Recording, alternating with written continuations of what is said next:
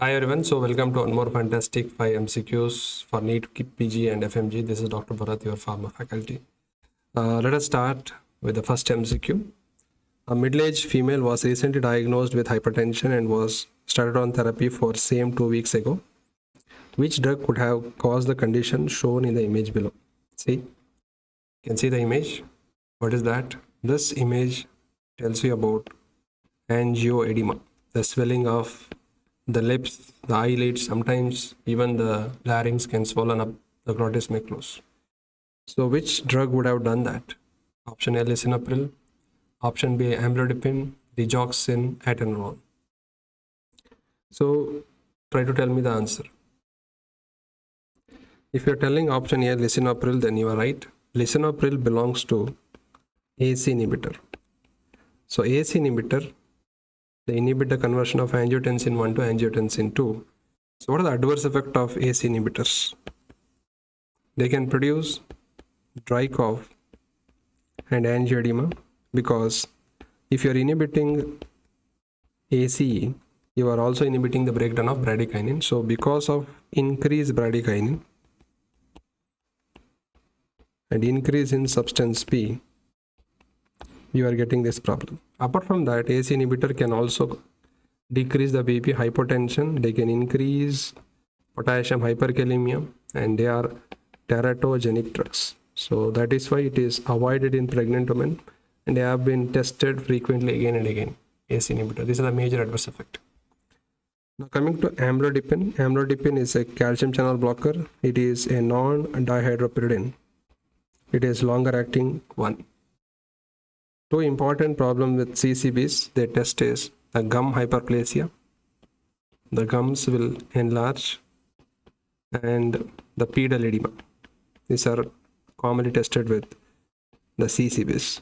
Digoxin is the cardiac glycoside. So when I talk about digoxin, the most common adverse effect of digoxin is your favorite GAT upset, nausea, vomiting, diarrhea. It can also cause xanthopsia, yellow vision, and it can cause gynecomastia, very rarely, but it can cause gynecomastia. Then coming to atenolol belongs to cardioselective beta blocker. So here the question is about angioedema, and the drug which causes that is AC inhibitor. That is lisinopril. Anything ending with pril is AC inhibitor. So you have to tell me, will a sartan do angioedema? Yes or no? Comment me. Sartans are ARBs, angiotensin receptor blockers. Will they do angioedema or not? Tell me. Moving on to the next MCQ. A pregnant female was taking indomethacin 25 mg thrice daily for polyhydramnios till 35 weeks of gestation. Which anomaly would you expect in this baby if delivered now? Now she was given NSAID.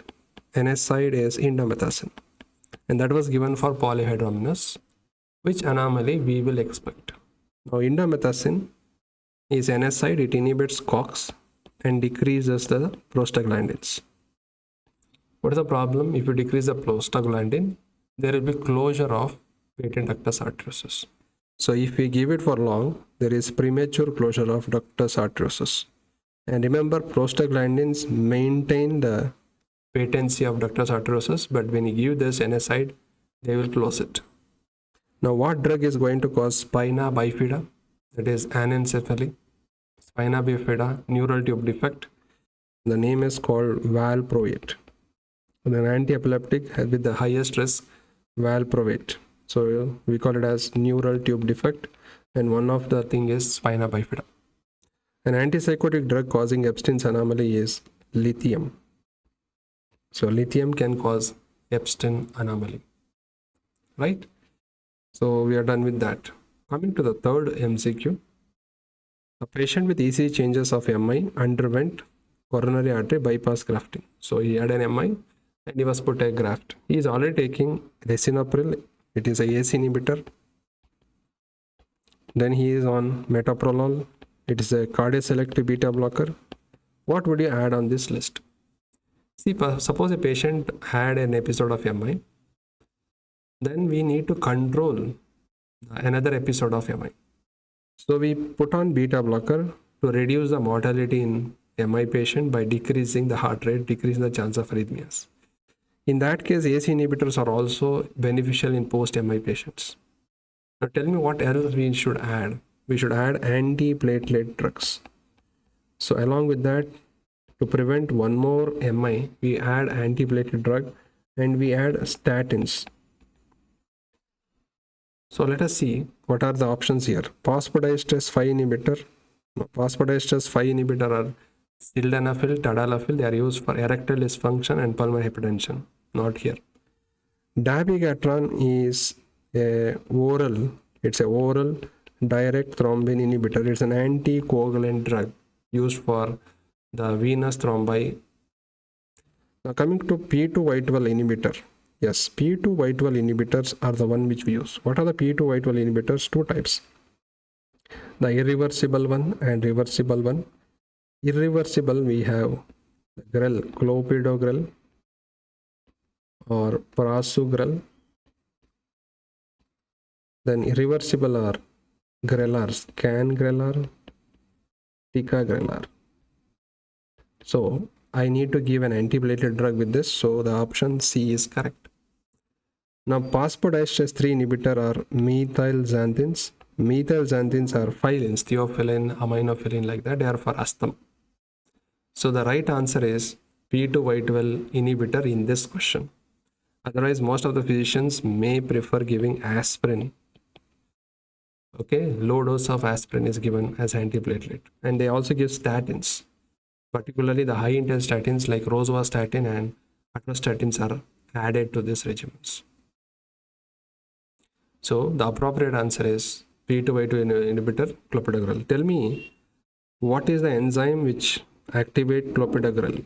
So I'll give a clue. CYP2 dash. So complete this. And what is the interaction of clopidogrel with omeprazole? So that also you have to tell me in the comment section. Coming on to the next MCQ.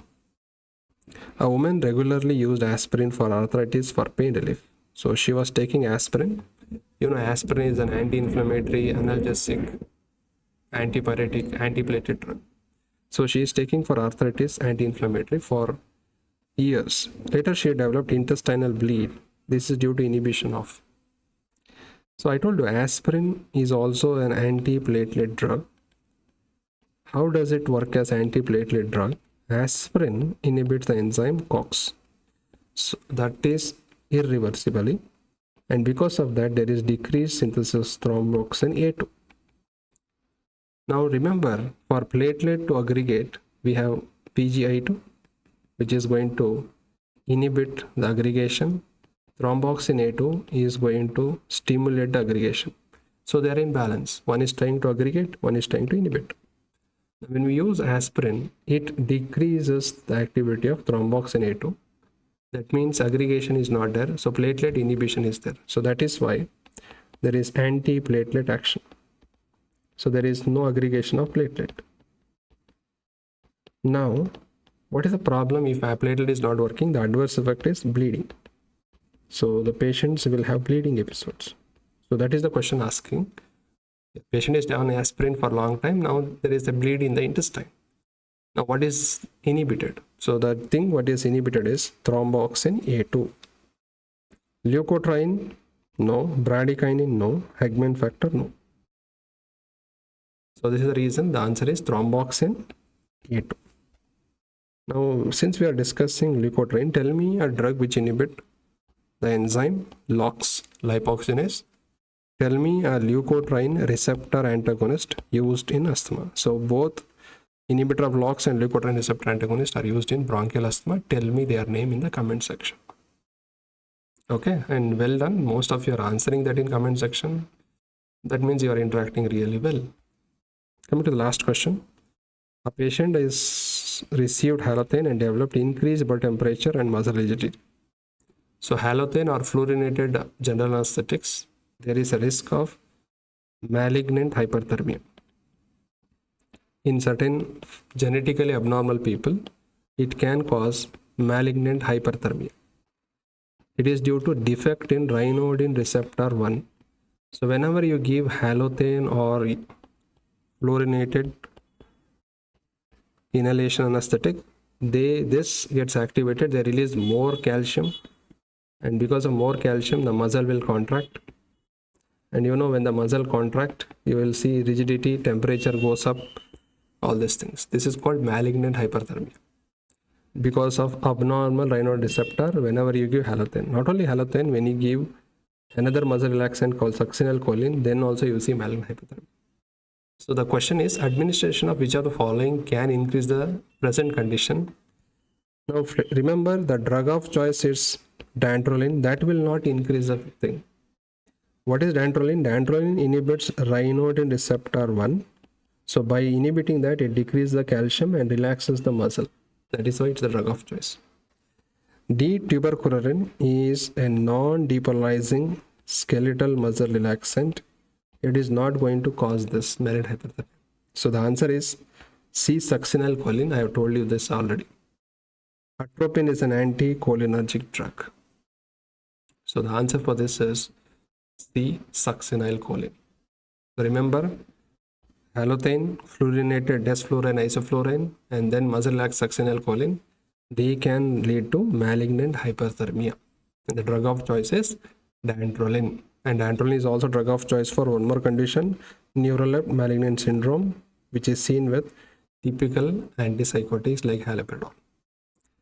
I hope we had a useful session. So if you like this video, like, comment and subscribe and send to your friends. Thank you all. Take care.